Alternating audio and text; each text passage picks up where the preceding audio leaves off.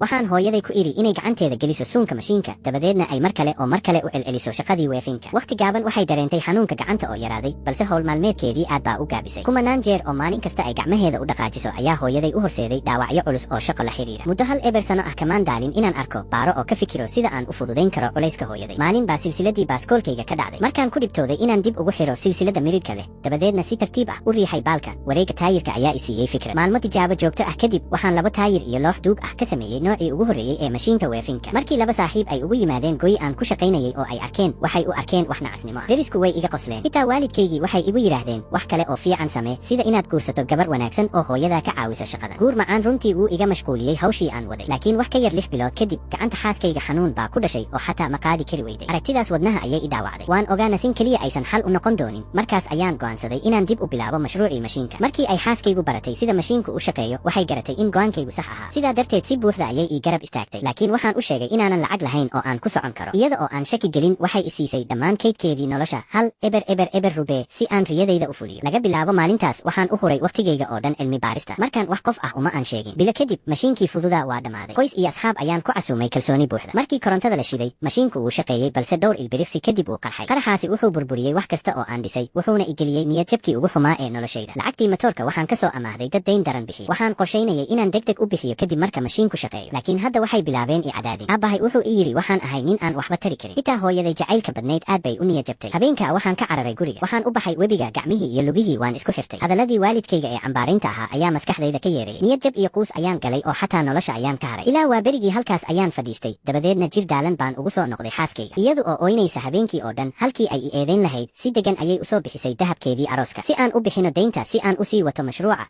waxaan u guurnay magaalada oo kiraystay meel yar.